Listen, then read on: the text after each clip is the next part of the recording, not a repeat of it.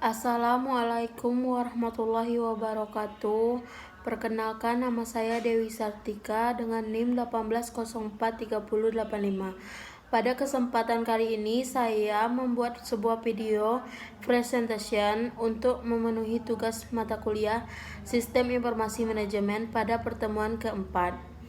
Pada video kali ini saya akan menjawab beberapa pertanyaan. Langsung saja untuk pertanyaan pertama.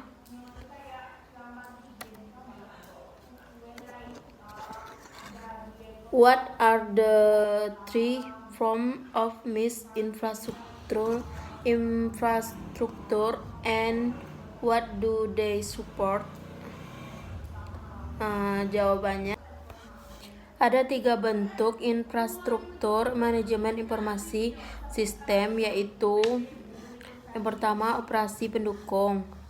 Infrastruktur SIM informasi mengidentifikasi di mana dan bagaimana informasi penting seperti catatan pelanggan disimpan dan diamankan. Seperti backup ini memberikan salinan persis dari informasi sistem pemulihan. Dapat mengaktifkan dan menjelaskan sistem setelah terjadi kerusakan. Yang kedua, disaster recovery, yaitu mampu mendapatkan kembali informasi atau sistem pada saat terjadi bencana besar seperti kebakaran atau banjir.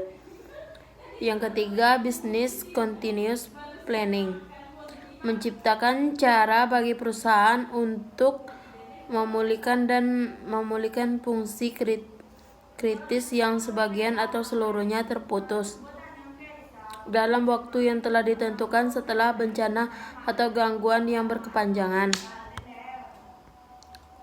Yang B, mendukung perubahan. Infrastruktur MIS yang tangkap mencakup perangkat keras, perangkat lunak, dan perangkat telekomunikasi yang jika digabungkan menyediakan dasarnya yayasan untuk mendukung tujuan organisasi. Yang C, mendukung lingkungan. Infrastruktur MIS yang berkelanjutan teridentifikasi cara perusahaan dapat tumbuh dalam hal sumber daya komputasi, sementara secara bersamaan menjadi kurang bergantung pada perangkat keras dan konsumsi energi. Selanjutnya, pertanyaan kedua, list the characteristic of an agile MIS infrastructure and explain why they are all critical for supporting change. Jawabannya adalah kombinasi dari perangkat keras, perangkat lunak, dan peralatan telekomunikasi organisasi. Semuanya bekerja sama sebagai sistem untuk mendukung tujuan organisasi tersebut. Sistem harus dapat dilaksanakan sedemikian rupa sehingga jika permintaan organisasi akan sumber daya tumbuh dalam persentase, infrastruktur yang ada harus mampu menangani persentase pertumbuhan tanpa menimbulkan efek buruk pada fungsionalitas operasi perusahaan. Berikut adalah karakteristik dari agile MIS, yaitu aksesibilitas, ketersediaan, keberlanjutan, portabilitas, reliabilitas, skalabilitas, kegunaan. Selanjutnya, pertanyaan ketiga, explain why business is contributing to the three pressures driving sustainable MIS infrastructure. Jawabannya adalah yang A, operasi pendukung. Karena infrastruktur SIM informasi mengidentifikasi di mana dan bagaimana informasi penting seperti catatan pelanggan disimpan dan diamankan. Yang B, mendukung perubahan. Karena pada infrastruktur MIS yang tangkap mencakup perangkat keras, perangkat lunak, dan perangkat telekomunikasi yang jika digabungkan menyediakan dasarnya yayasan untuk mendukung tujuan organisasi. Yang C, mendukung lingkungan. Infrastruktur MIS yang berkelanjutan teridentifikasi cara perusahaan dalam tumbuh dalam hal sumber daya komputasi, sementara secara bersamaan menjadi kurang beruntung pada perangkat keras dan konsumsi energi. Selanjutnya pertanyaan yang keempat, identify the benefit and challenge of cloud computing. Jawabannya adalah beberapa manfaat yang disebutkan terkait erat seperti skalabilitas dan elastisitas. Selanjutnya aksesibilitas dan keandalan, efisiensi biaya dan operasional, penerapan cepat dan fleksibel, keamanan dan kompatibilitas. Tantangannya konektivitas internet, komitmen keuangan, keamanan dan perlindungan data, kesiapan dan kedewasaan, interoperabilitas. Selanjutnya,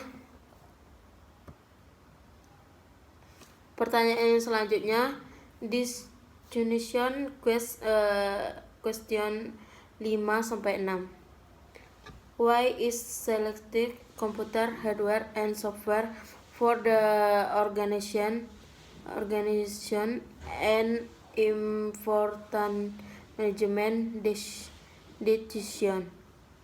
Jawabannya, komputer merupakan perangkat yang menerima informasi dan memanipulasi suatu program atau urutan instruksi tentang bagaimana suatu data akan diproses. Komputer juga termasuk sarana untuk menyimpan data. Variabel komputer memiliki dua bagian, yaitu perangkat keras. Komputer adalah fondasi fisik untuk infrastruktur teknologi informasi perusahaan. Infrastruktur teknologi informasi meliputi perangkat lunak, data, dan jaringan. Yang kedua, perangkat keras komputer membutuhkan penyimpanan atau pengoperasiannya. Kemudian perangkat lunak komputer adalah instruksi rinci yang mengontrol pengoperasian sistem komputer. Namun, perangkat keras tanpa perangkat lunak untuk melakukan tugas-tugas yang berhubungan dengan komputer. Selanjutnya, pertanyaannya, what a management organization and technology issues should be considered when selection computer hardware and software?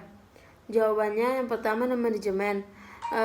Manajer perlu menyeimbangkan biaya perolehan modal perangkat keras dengan kebutuhan untuk menyediakan platform yang responsif dan andal untuk menyampaikan aplikasi sistem informasi. Perangkat keras komputer dan teknologi perangkat lunak dapat meningkatkan atau kinerja organisasi.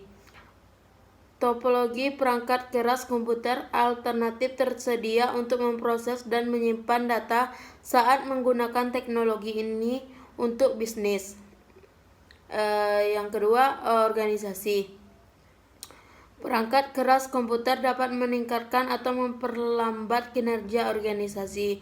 Pemilihan perangkat keras komputer harus mempertimbangkan seberapa baik teknologi tersebut terkait dengan budaya dan struktur organisasi dengan persyaratan pemrosesan informasinya. Yang ketiga, teknologi. Teknologi informasi saat ini tidak lengkap dengan komputer, tetapi harus dilihat sebagai rangkaian perangkat digital yang terhubung bersama. Selanjutnya pertanyaannya di question 5-7. Sole organization use software service profit for all the software net. Keuntungannya, yang pertama, perusahaan besar bisa mendapatkan keuntungan dari penggunaan penyedia layanan yang perangkat lunak karena membuat organisasi lebih mudah untuk dikelola. Yang kedua, perusahaan dengan banyak departemen dapat mengandalkan penyedia layanan perangkat lunak untuk mengirimkan semua perangkat lunak yang diperlukan untuk setiap departemen. Yang ketiga, perusahaan tidak perlu khawatir mengembangkan software untuk setiap departemen yang akan menghemat waktu dan biaya.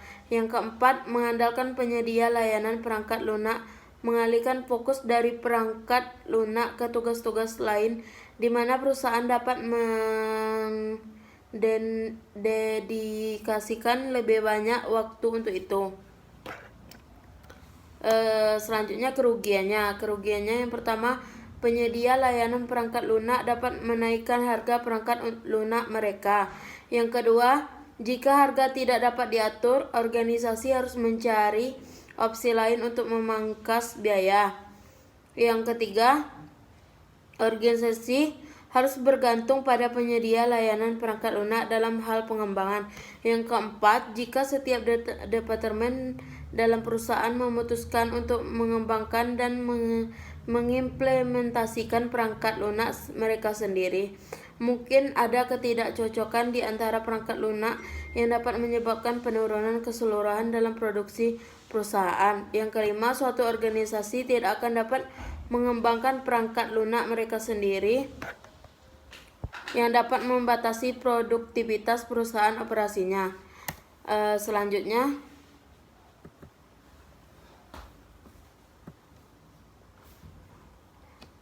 baiklah, sekian dari saya. Apabila ada kesalahan, mohon dimaafkan.